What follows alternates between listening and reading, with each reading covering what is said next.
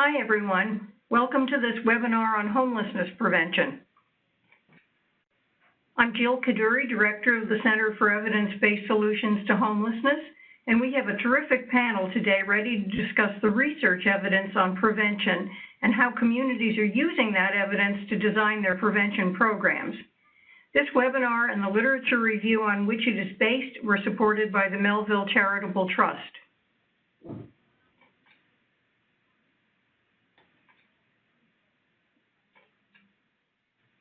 First, some webinar basics. Participants, please submit your questions for the panelists as they occur to you at any time during the webinar. To do that, use the Q&A feature shown on the WebEx screen.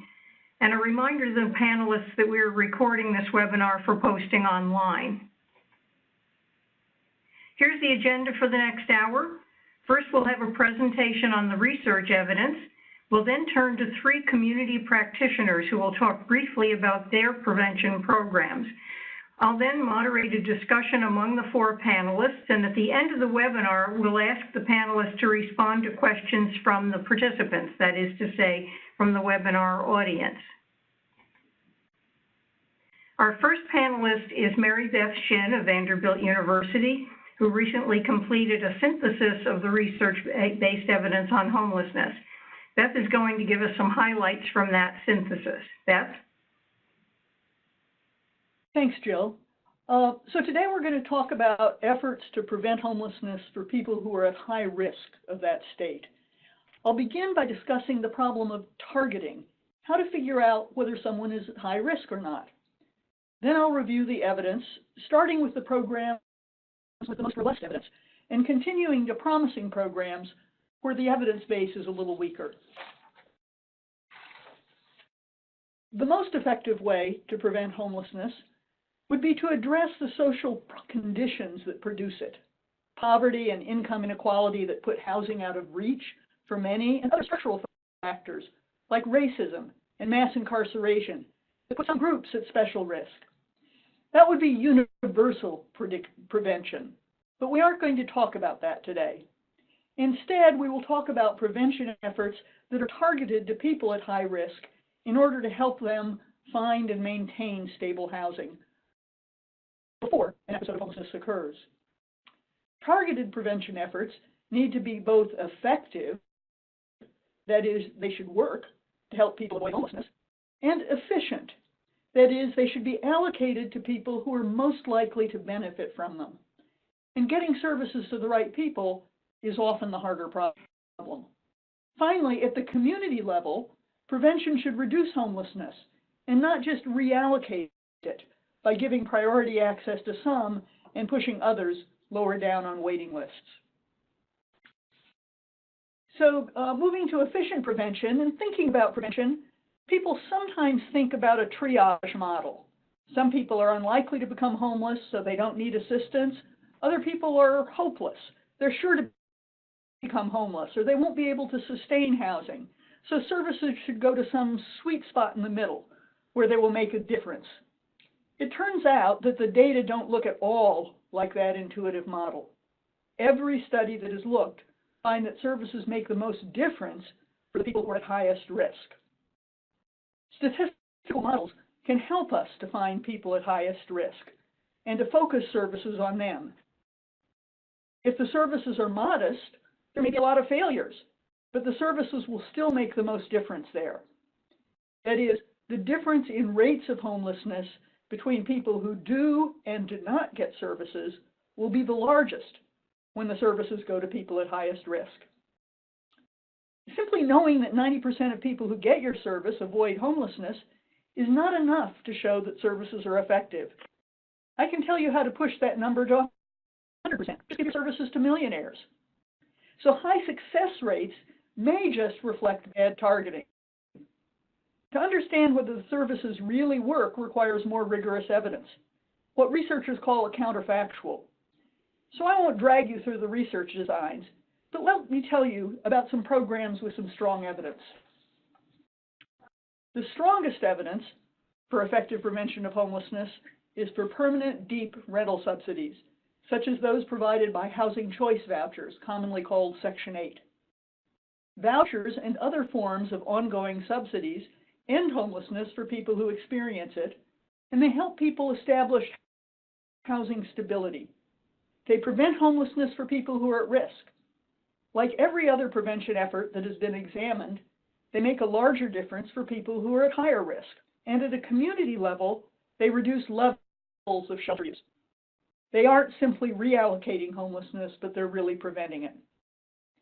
The success of housing subsidies underlies the fact that for many people, homelessness is a problem of housing affordability, a problem that subsidies can fix.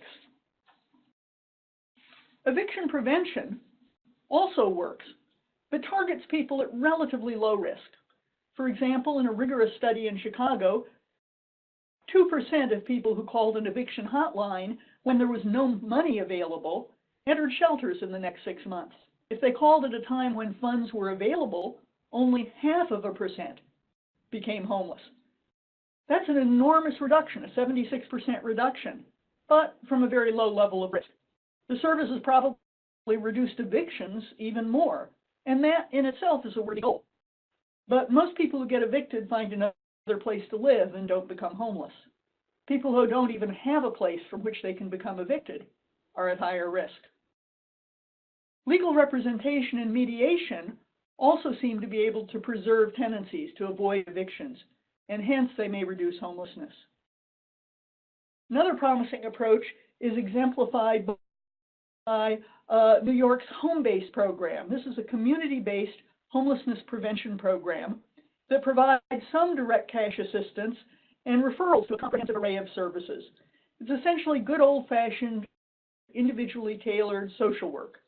It reduces homelessness among applicants, and it also reduces homelessness in the communities served. And both of these prevention efforts have the largest effects for people who are at highest risk, with risk defined a little differently in the two cases. What about some additional approaches? Well, there are a number of other programs that may be just as effective, but the evidence is not quite as strong. The critical time intervention, which provides structured, time-limited services, including housing assistance, helps people discharge from psychiatric institutions to avoid homelessness. And it would be great to have evidence here for people leaving other kinds of institutions, for example, people leaving jails. The Veterans Administration has adopted a policy of screening every vet who comes in for health services at least once a year with 2 quick questions about recent housing instability and likely housing instability in the near future. It refers those who screen positive to additional screening and services. Homelessness among veterans has been cut almost in half in recent years, but the prevention effort is one of many strategies that are all going on simultaneously, so we can't say how much the prevention efforts in particular contribute. Screening of other high-risk populations is also a really promising approach that we should try more of. Finally, it's not clear whether subsidies need to be as generous as those provided by housing choice vouchers. Those hold your expenses for rent to 30% of your adjusted income. And more shallow but still permanent subsidies appeared to help people with AIDS remain housed, but the evidence here is not quite as strong. Communities may want to experiment with different structures of subsidies. So let me turn it over now to the people from the individual communities that can tell us more. Thanks, Beth. That was a very fast gallop through the research evidence. You can read Beth's entire literature review on the website of the Center for Evidence-Based Solutions to Homelessness. Now we're going to have 3 community practitioners to introduce us to the programs that they have developed to prevent homelessness and to talk about how their development of those programs relates to the research evidence. We've got Montgomery County, suburban Philadelphia, we've got Columbus, Ohio, and we've got Los Angeles, California. First, we're going to have Emma Hertz from Montgomery County, Pennsylvania. Emma? Hi, everyone. Thank you so much for having me. As Jill said, I'm representing Montgomery County outside of Philadelphia. Our continuum of care is called Your Way Home, which is also our public-private partnership to end homelessness. It was launched in 2014, and as of last year's point-in-time count, had reduced homelessness by 37%. So after 4 years of implementation and seeing reductions in homelessness overall, as measured by our point-in-time count, as well as some other measures, we decided to begin looking at homelessness prevention strategies to add to our continuum of services. So we partner with a local foundation, the HealthSpark Foundation, to hire an external consultant to help us look at this work. So we hired Barbara Poppy, who I think many of you are probably very familiar with, her work at USICH and in Columbus. And so what she helped us to do is look at local data, first and foremost, to look at the need for prevention services in our community, and specifically where in our community those prevention services should be located. Second, she helped us to conduct a national scan of other communities across the country who are implementing effective prevention programs. And so we looked at many of the communities who are listed here today, as well as those that Marybeth had mentioned. And so through that, she helped us to develop 3 project ideas that we wanted to test with our community, because we knew that with limited resources, we wanted to implement a program that resonated with our community, that responded to the need, and that had a likelihood of getting funded through the philanthropic community. So through that process, one of the things that we determined was that we wanted to implement a targeted court-based eviction prevention program. And we determined that that would be the most impactful program for our community based on the limited resources that we had, and also based on some very specific data. The first, as is listed on my slide here, is that our data showed that most evictions were occurring in just 2 of 66 of our zip codes. And so we knew that we could have a really impactful approach if we focused in on that.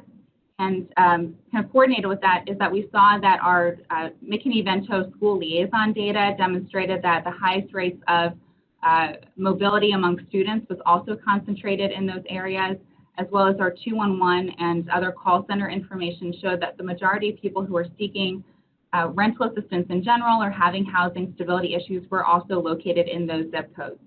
So for us, it really showed that there's a concentrated need in certain areas. And second was that we knew that we had limited resources for homelessness prevention. As many of you know, a lot of the HUD federal funding is not able to be used for that particular population, and we didn't have a lot of local funding that could support it either. So we knew that we wanted to be able to make a strong case to our philanthropic community as to why this program was needed and how successful it could be. And so we thought that a targeted prevention program would help us to clearly demonstrate the impact that the resources were having. So through all this, we designed, as I mentioned, a court-based eviction prevention program. It's called EPIC, the Eviction Prevention and Intervention Coalition. It launched in January of last year and has been running for a year now. And so this program, as I mentioned, is just located for one courtroom. So in Montgomery County, there is no, or in Pennsylvania, there is no housing court. So the local magisterial district court hears all of the local landlord-tenant cases. It's correlated by zip code and census block group overall. And so any tenant that is going to have their eviction hearing heard by this particular court is eligible for our services, but it's not available to the larger community. So what happens is a tenant will receive a notice of the program availability when they receive their eviction notice in the mail. We have a neon green flyer to help draw their attention to the fact that this program is available to them, and all they need to do is show up in court.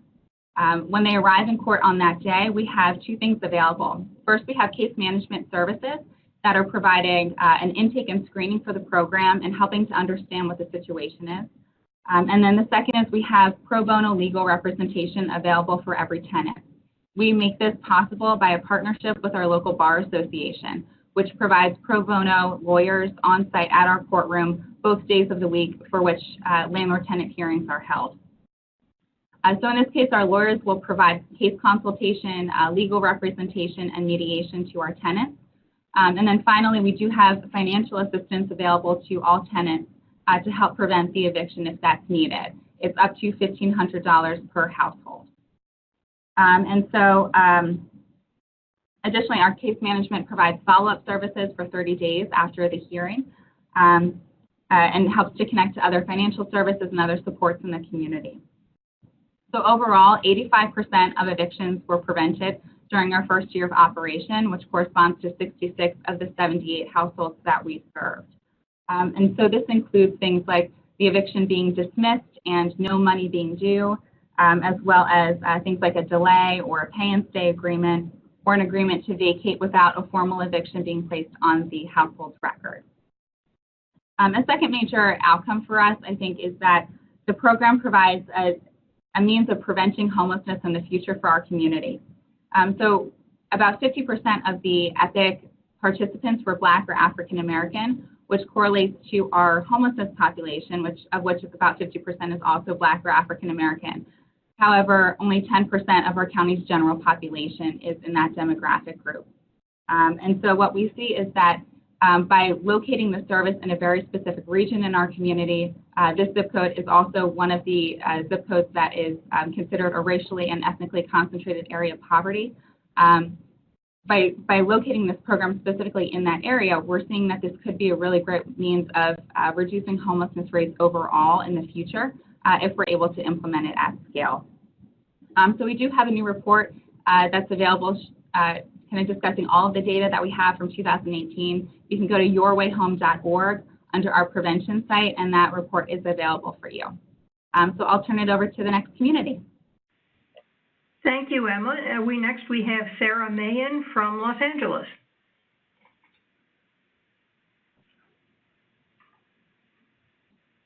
Sarah, we can't hear you.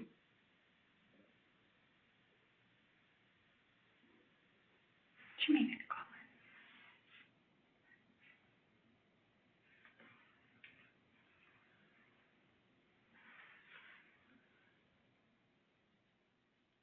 While Sarah's getting her audio going. Oh, okay, let's go. While Sarah's getting her audio going, let's go to Tom, and we'll come back to Sarah. Hi, Tom. Go ahead.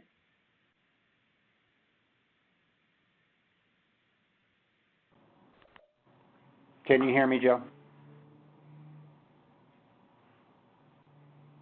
Can you all hear me?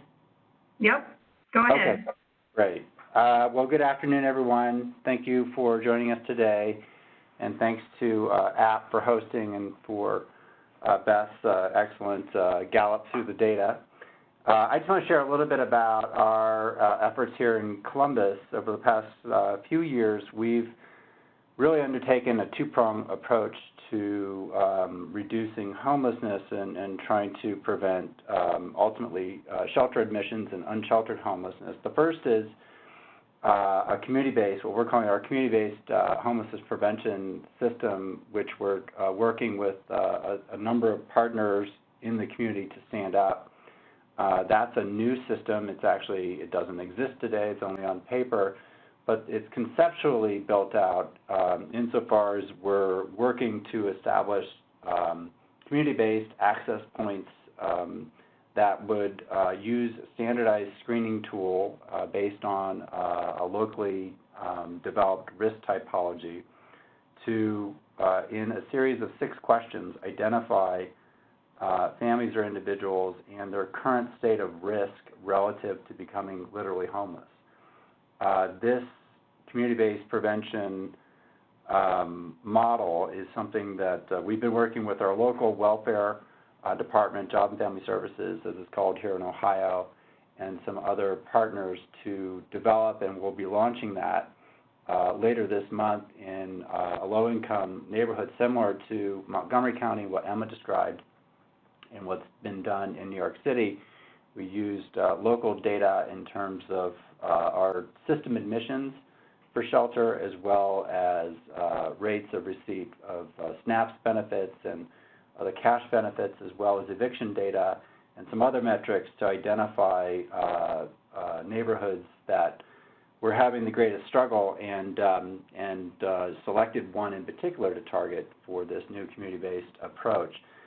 And again, as I said, we'll be launching that later this month. The other approach that we're taking is what locally we call targeted prevention, where we're actually positioning resources at our system front door for families, principally today, as well as veterans and expectant moms, folks who are identified as being at high risk, who are presenting for shelter, who we can divert at least one night to other safe, appropriate housing that we then immediately connect to targeted prevention assistance to try to help that person continue to avoid the need for shelter and either sustain in their current housing or to relocate to other housing.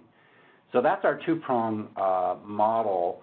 Our homelessness prevention, our targeted prevention, we're calling it a hub.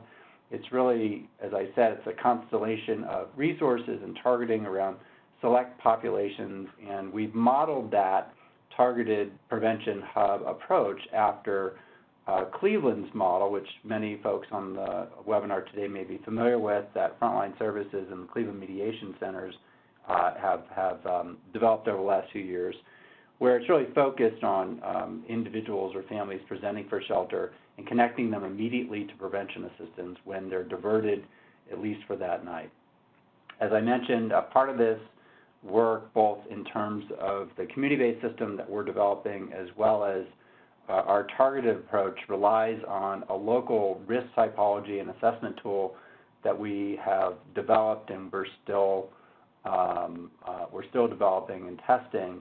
It's a 6-question screener that seeks to answer a pretty fundamental question, which is, does the household being screened actually face imminent housing loss? Do they have other safe, appropriate housing options and or resources to secure their housing, whether it's their current housing or other housing? And it's essentially the same but-for conditions that the HUD's HBRP program used, as well as the VA Supportive Services for Veteran Families program uses. And it essentially works to identify the immediate risk, the need of the household, and how urgently they need assistance. So similar to the research that Beth presented, ours is highly targeted, highly focused on the current material circumstances of households and their need for assistance and how soon they will become literally homeless. We do have some results that I just briefly will share. As I mentioned, for our targeted prevention, we couple this with diversion, and for families who we've been doing diversion with now for going on 20 years and targeted prevention for a number of years, we're seeing some very promising results. Our second stage, this intensive diversion, which is after our homeless hotline fails at diversion, we try a much more intensive attempt at diversion. This is what we've borrowed from Cleveland. That effort for families, which is really the first leg of targeted prevention for us, in our first quarter of this fiscal year had a 33% success rate of families who couldn't be diverted by our hotline yet could be diverted with some more intensive problem solving. And most, if not all, those families were then connected to targeted prevention. And families who were connected to targeted prevention and exited, what we found was 71% of those families were able to successfully sustain housing. Only a little bit more than half of the families assisted through targeted prevention needed financial assistance, which was a little counterintuitive. And the average amount of assistance they needed was close to $1,500 per household on average. Ours, similar to what Emma described, is a flexible model. It can adjust according to the individual household's needs, but it is time limited, and the principal focus is immediate stabilization and connecting that household to other services. So that's a very quick thumbnail sketch of our efforts, and I'll pass it back to Jill so we can hear from Sarah. Okay, thank you so much, Tom. I'm going to go back and see whether we've got Sarah live at this point. Sarah? Great, hi, can you hear me? Yes, we can.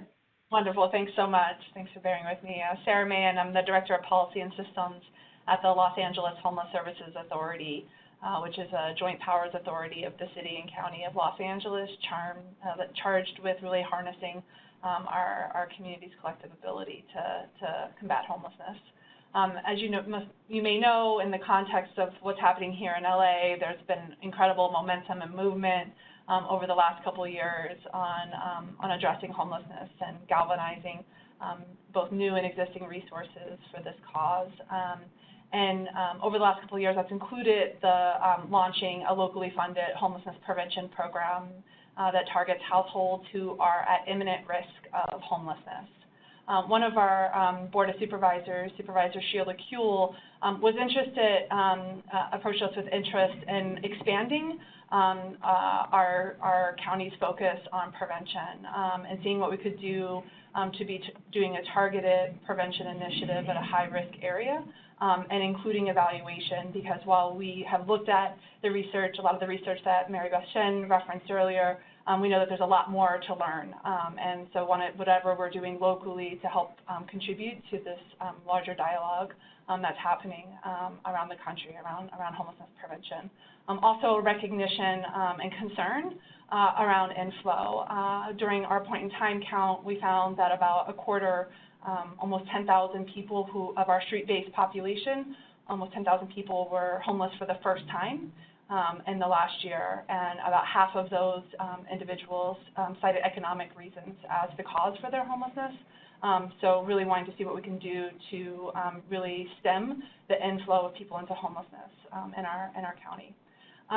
So a couple of components of of the homelessness prevention program that I'll be talking about here. It's called Solid Ground. It's a pilot program that's really, again, working upstream from our traditional homelessness prevention program. So households have to be experiencing a housing crisis, but they don't necessarily need to be at imminent risk as of today. There's a targeted area that we're focusing in on. I'll talk more about that in a moment. It's also including an outreach component. So we looked at the home-based model from New York and really wanted to be doing proactive outreach in this targeted area. It includes a range of services that start with case management, but also can include time-limited financial assistance and legal services. And a key element of our Solid Ground pilot initiative is that we actually situated this program and this initiative outside of the homeless services system. Our existing homelessness prevention programs are at the front door of the homeless system, and we wanted to place something that's outside of the homeless system, really looking at what can be done to be building capacity of mainstream systems of care, of our welfare system, to be providing housing stability services, again, in an effort to really stem the inflow of people into homelessness. So we launched Solid Ground in August of 2018 after a good amount of focus on the program design, and the biggest piece of that was really identifying what's the target area. So we did some data matching, and we looked for an area, specific zip code within LA County that actually had the highest rates of people falling into homelessness, as evidenced by our HMIS data. Highest rates of eviction, so we were able to get that from the legal system. Highest rates of renters who are rent burdened, as well as this zip code was among the highest rates of calls from 211 from callers who are seeking homelessness or housing assistance through 211. And we also wanted to have this be an area that's located within a catchment area for family source centers, which are funded through the City of Los Angeles, and these community-based centers are located within high-needs areas of LA, and they're designed to assist low-income families with increasing their income, increasing academic achievement, and offer things like benefit screening, employment support, financial counseling, youth education, food distribution. So we wanted to leverage the resources that are available within those family source centers as part of the package of services that's offered to households that are served through Solid Ground. As I mentioned, the services include sort of proactive outreach, including outreach to landlords that are within the zip code, case management, financial assistance, legal services. And we know that the need, even within a targeted area, one zip code is going to exceed our available resources. And so to help make targeting decisions, we are using a screening tool that's similar to, and really was inspired by, the Supportive Services for Veteran Families tool that the VA uses, which was informed by Marybeth Shinn's research. And we adapted it using some of our local data on predictors, characteristics that are most predictive of homelessness locally, as well as some of our local policy priorities. This is actually the same screening tool that our homeless prevention program that's situated with the homeless system uses, and the fact that we're using the same screening tool allows us to have a lever between the homeless system and sort of the mainstream welfare system, and a way for us to target resources between the two sets of systems. And we again, we launched the program last summer, and including, we have research partners at UCLA, the California Policy Lab, who will be evaluating the effectiveness of this program and using data from other areas, other high-risk areas that don't have this additional benefit.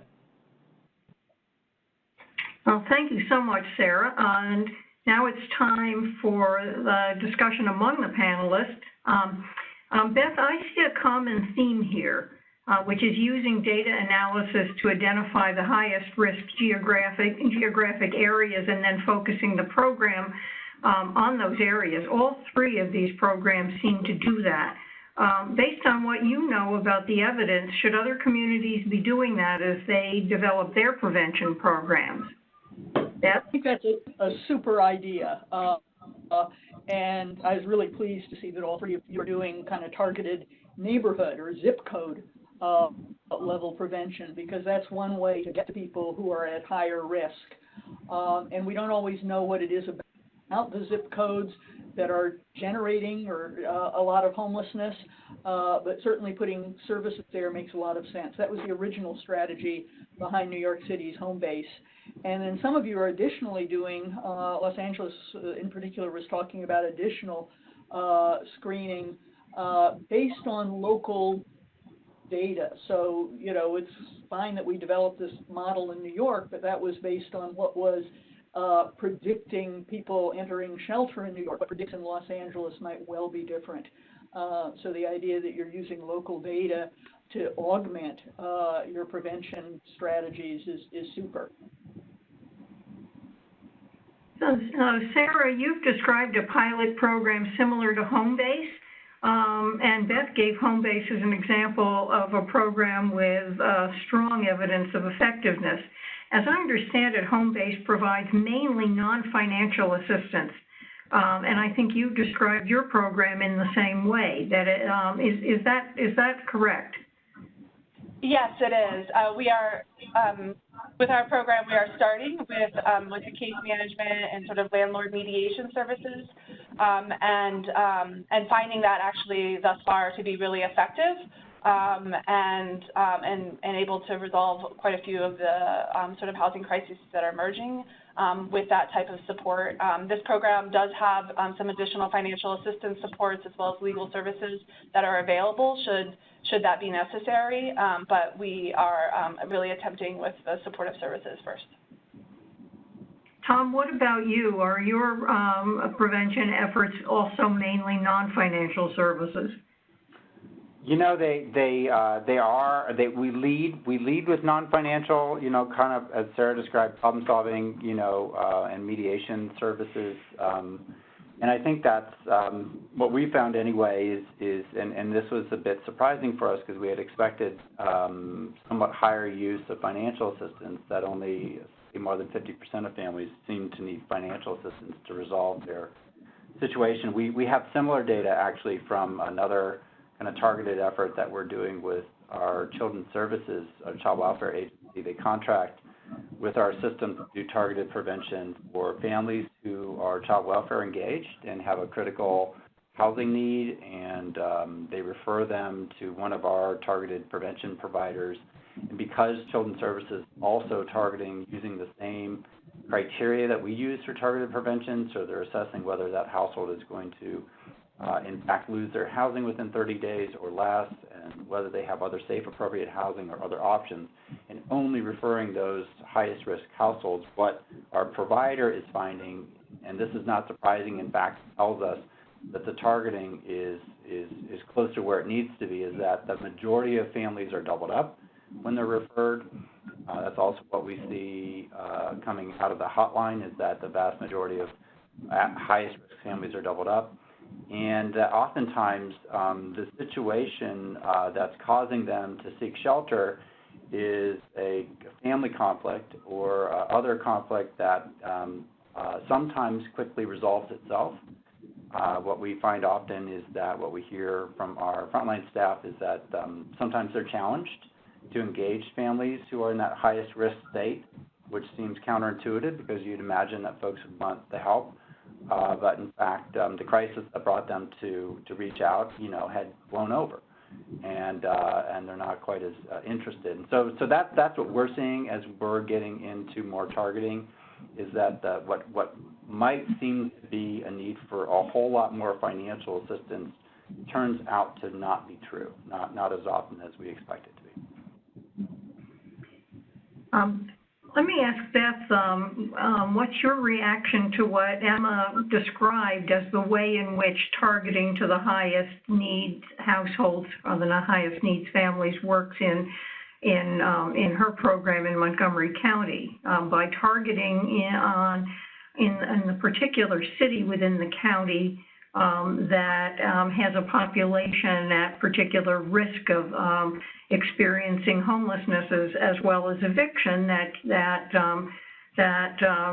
she considers that's effective targeting, even though an 85% success rate sounds perhaps, Beth, as though that you would say that means that the program is not narrowly targeted enough. Well, I think targeting geographically makes a lot of sense. And if I understood properly, there were 2 zip codes that were really very high risk, and you have the courtroom serving one of them. And it would be great to do a comparison between those zip codes and over time to see how much difference it's making. And 85% success on eviction prevention. Remember in Chicago, 98% of the people who called the eviction hotline didn't go to shelter even when they didn't get money. But there was nonetheless among people who are at risk a big reduction, a 76% reduction. So well worth doing, and even more worth doing if you can get it to higher risk people. Going to a high-risk zip code as opposed to the entire city of Chicago or the entire city in the outskirts of Philadelphia elevates that risk. So I think geographic targeting makes a lot of sense, and I was pleased also to hear various of you talking about the levels at which you're evaluating the efforts so that other communities can learn from what you're doing. Thanks. I want to add too, one thing is that we had an 85% success rate of people who actually showed up in court. So actually a vast majority of people who received eviction notices never show up in court for their hearing. And that's obviously for a variety of reasons. The hearings are held starting at 1 p.m. on a Tuesday afternoon, so not a lot of folks may be able to actually make that time. One of the things that we're looking at is, do we see more people show up this year in court now that they know that the service is available? Which one is just giving more people access to justice, which is an important component of the program. 2 is that we're finding simply by having a legal presence in court, we're able to get in front of landlords who are frequently renting to low-income households in our community, whether they're formerly homeless and now receiving rapid rehousing assistance, or they're renting to people, without any subsidies whatsoever. But it does give us an opportunity as a community of social service providers to get in front of landlords who are frequently in interaction with this population. And so allows us to have those conversations around fair housing opportunities, discrimination, mediation opportunities. And so, I think that there's a lot of benefit to providing legal assistance to people who are in need, regardless of whether the financial assistance is tied to it or not, and regardless of whether we're seeing overall reductions of homelessness as a result of the program.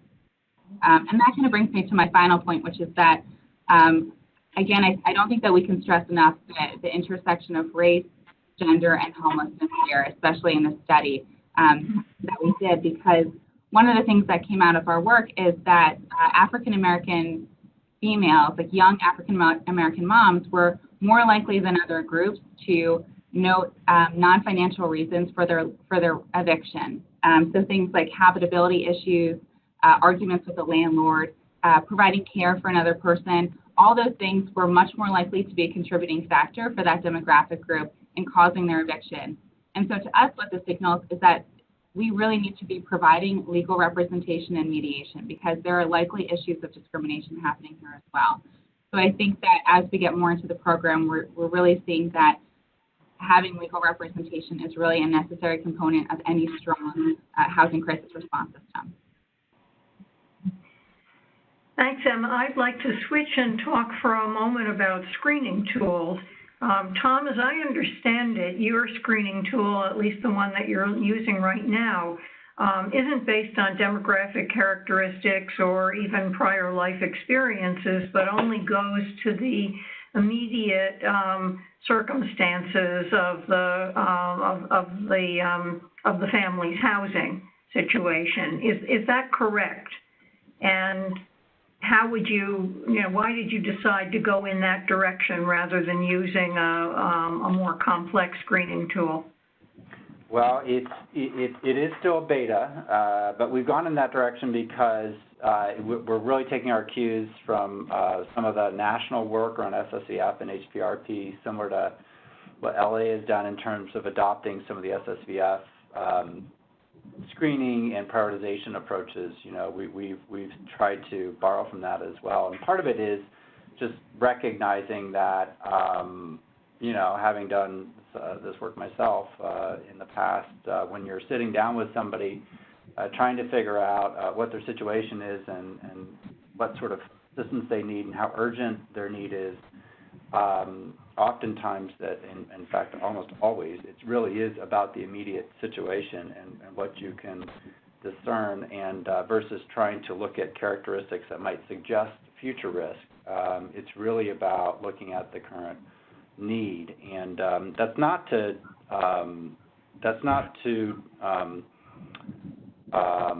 devalue, you know, looking at characteristics or other experiences that might suggest higher risk. And the direction that we're going is one that ultimately we'd like to marry that together, where we have a screening tool that's both looking at the immediate circumstances, but also taking into account the household's characteristics and experience to the extent that we have to prioritize assistance. So similar to what Sarah described in LA, if we have to pick and choose, obviously at that point then we would desire to pick a household who's has greater likelihood of failure either in the intervention or just on their own because of their history or characteristics. And that's just a stage of development that we're not quite at. I mean, Beth, you described the proactive screening that the VA does for people who touch VA health services as you know, an approach that's quite promising. Are there other populations besides the families that we've been hearing about from the 3 community programs and and people who are veterans that you think ought to be proactively screened? There are a couple of populations that I would love to see screened more proactively. One is young people aging out of foster care who are at extraordinarily high risk for homelessness, not only immediately but over the next 5 or 10 years. And we could potentially put some services in there. Another is infants. That is, infancy is the period of life when you are most likely to be in a homeless shelter in the United States. So I would love to stake out maternity wards where women are giving birth who don't have health insurance or have public health insurance, and ask them VA-style screening questions. If we've got some homeless prevention services, then to refer them to if it looks like they're unstable. So I think those are 2 really promising populations to do some screening. I'd love to talk somebody into doing that and help them evaluate it. Let me ask the panelists whether they have questions that they would like to ask each other at this point. And if nobody jumps in, let me make a comment on what Tom said Okay. about the housing need versus other characteristics, and say I think that's a researchable question. That is, what we did in New York when we developed the screening base for home base is that they'd been asking questions and workers had been making decisions for a while. And New York's a big place, so they had data on 11,000 families and a similar number of individuals who had come and applied for home-based services, and then they could see who came to shelter in the next 3 years. And so we could use that, we couldn't have done it up front before we had that data, but once we had some of that data, we didn't until they had 11,000 cases, we could look at what answers people gave to those screening questions actually predicted they're becoming homeless later on. And we found that there were some characteristics, like having been in foster care in childhood, that weren't part of the immediate situation, but that were predictive. Now, the biggest predictor was the past experience of homelessness. And that was true for single individuals, it was true for families. But one can, once one has some data, one can improve one's model. You can start out with your hunches, and then you can kind of ratchet up your predictive power by looking at what actually happens to the folks who are applying for your services and that you ask your questions of. Now, I've been hearing a lot about families. The LA Pilot Program is a program for families. Columbus is largely focusing on families but although veterans are another target population. Is this because community-based systems that serve families are better developed than those that serve individuals? And how can we make sure that prevention programs apply to individuals as well? Does anybody want to speak to that? Well, folks aging out of foster care are typically individuals at that point. Some of them become families, and that would be a very high-risk group to talk to. But social services generally in this country are better developed for families than they are for individuals. I mean, we have things like TANF and food stamps that you're eligible for an entire year as a family, whereas for a single individual, it's time limited. And so there's more that you can hook families into sometimes than what you can hook single individuals into, and that's a kind of failure of our entire social service system, not just the homelessness system. So, Tom, what do you think about that? Are you planning to try to reach individuals as well as who are not veterans, or is that something that's going to be tough? No, we would love to. I mean, our goal is to scale this model up system-wide for all populations, and I'll just say that we prioritize families, veterans, and pregnant women for targeted prevention because we also prioritize families, veterans, and pregnant women for shelter. We don't turn them away. And when we make that kind of commitment, it becomes that much more precious of a resource, and a resource that could easily be overtaxed. And so we want to make sure we're only providing shelter to folks that we have the highest confidence that they have no alternative and safe option. We do practice diversion for single adults. We've been doing that for 8 or 9 years as well in a standardized fashion. That yields about 15% or so diversion rate, which is an improvement over no diversion, which is the experience in the past. But we think we can bump that up if we had some more resources to apply to single adults and could do some follow-along targeted prevention. But I have to say, and I think this is just our general experience, and certainly our data reflects this, is that we wouldn't expect to have as much success with single adults as we are currently having with families who tend to have a little bit better social network and one that's not quite as fried as single adults. So that's what we would expect, but we would love to build out the model for all populations. It's really resource driven, and there's a parallel, with our system commitment. What about you, Sarah? Are there any thoughts of doing a similar kind of pilot program that targets individuals at risk of homelessness in the LA region? Our general homeless prevention program does include a program for single adults and for youth. It serves around 1,100 individuals and youth a year. It's certainly not scaled to meet the needs of Los Angeles, so targeting becomes a real critical piece of that. Our family system is the one that is furthest along in terms of incorporating diversion as a practice, so it felt like a natural place to try this sort of further upstream work as compared to our systems for adults and for youth.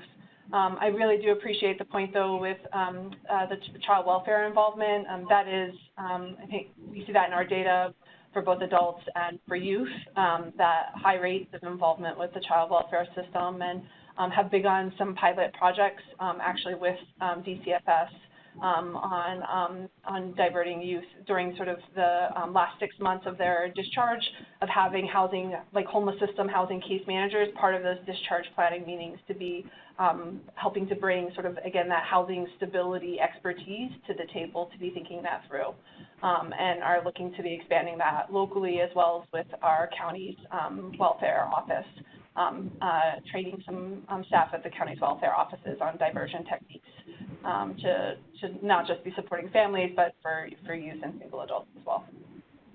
So, Emma, for the eviction prevention program in Norristown, is this mainly women and children or families who are benefiting from the program, or are there some single individuals as well? It's single individuals as well. I don't have the exact breakdown, but I know that it does skew towards, I believe it does skew towards families and to younger parents in particular. However, that being said, it's a model that would work for any population size. Well, we have New York a few Home minutes. Base also for individuals. I'm sorry, New York Home Base also targets single individuals. It targeted both, yeah. But okay, well, now we have a few minutes to respond to questions from webinar participants.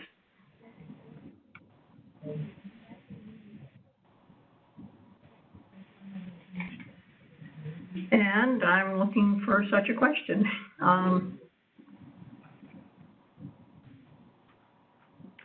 There's one in the chat box about tracking or monitoring mental health or trauma situations of homeless families, or partnering with organizations that are doing that. Certainly, domestic violence is one risk factor, and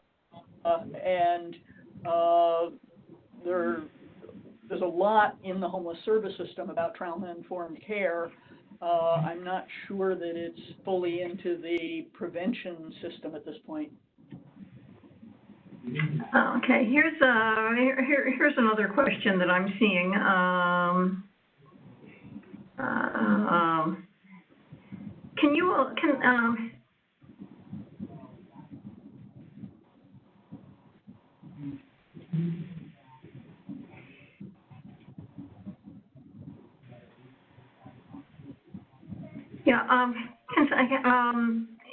Can one of you, I know Tom and Sarah, you both have worked with the VA on the VA screening. Particularly, I think I'm not talking now about this simple proactive screener for veterans who are in the VA health system, but the SSVF screening protocol. I think that's what the question is referring to. Can you give some sense of how much staff time and resources that kind of screening entails? And Sarah, I think this question probably should be directed to you. Sure, yeah, I mean, I think it's part of the work that you do just in the beginnings of the sort of conversation, and it varies from person to person, and really should be framed as less of, you have a tool to help guide the conversation, but it's really part of a larger conversation that happens as you're engaging with the household. Time-wise, I think it can take, about an hour, again, as part of a larger orienting conversation. So I have another question about effective program outcomes. Beth made the point that if the outcome looks too good, then maybe you're not targeting effectively. But so where would any of you want to look for sort of a benchmark that looks as though the program is effective, but not as though it's so effective that it's not getting to the right people? You could have a very effective program. Housing choice vouchers are very effective. The question is, what's your counterfactual? What would have happened anyway? And so is it that you're essentially eliminating homelessness among people 3% of whom would have become homeless, or are you essentially eliminating homelessness among people 80% of whom would have become homeless? And so you really need to say what would have happened otherwise, and what you're comparing is your mark against what would have happened otherwise. Now, coming up with a good counterfactual can be hard. You can do that with an experiment. You can do it with another zip code that had a similar rate of homelessness to begin with. There are various ways to come up with the counterfactual, but it's always kind of a comparison. I do that. I would just add, Jill, I think part of it for me is like the counterfactual evidence when you're doing the most targeted prevention is born when you do diversion. Because I would argue diversion is the first attempt at prevention for the highest risk case, who, if you aren't diverting them, are going to be in shelter or in their car tonight. Mm-hmm. Counterfactual is evident because in the absence of that intervention, they're going to be in shelter. I'll just say that as a system that manages a front door for the entire population, and we have relatively low unsheltered counts and very nominal, if any, counts of families on the street, and we immediately engage them in shelter when we find them. We have high confidence that we're actually targeting right when we're doing diversion. The question then becomes, who do we offer the next step kind of intervention assistance to? And that's why we focus, first and foremost anyway, on offering targeted assistance to those diverted from shelter, because we have the highest confidence those are the... Right. Well, I think we have time for one more question, and here's one on a sort of a different topic, which is sort of institutionally, how do your prevention programs work? Is the COC in the lead? Are other nonprofits taking the lead? What role does the city government play? Tom, why don't you, Sarah, why don't you take a crack at that? Los Angeles is very institutionally complex, so maybe you could describe a little bit of, of what are the roles of the different actors in Los Angeles? Sure. I think the partnerships in this program are a good reflection of the diversity of partnerships that hold our system together. So the funding and the design for the program and the funding was provided actually by one of our Board of Supervisors offices in close partnership with our agency, which is the COC lead and a joint powers authority of the City and County of Los Angeles. So we are the COC lead, we administer the program, we designed it. We contract it with Family Source Center, so those are, again, outside of the homeless system. Those are funded by the City of Los Angeles, by the Housing Community Investment Department of the City of Los Angeles. So it's a nonprofit that they contract with, is who we contract it with to do this. So we're working very closely with the city department that oversees that program and the administration of this and operation of this program. And then that agency is getting technical assistance and support from the lead homeless service provider for their region, the lead service provider for our coordinated entry system in that region. Well, I think we're just about out of time. Thank you, everybody, for participating. Thank you, all panelists, and thank everybody who joined as the audience or participant. A reminder that you can find Beth's literature review on the center's website, evidenceonhomelessness.com. We'll also be sending participants in the webinar a summary of the key points made today, and perhaps some additional material provided by some of the panelists. And we've recorded the webinar and we'll post it online in case you have colleagues who might be interested in watching it. Again, thank everybody very much. Thank you.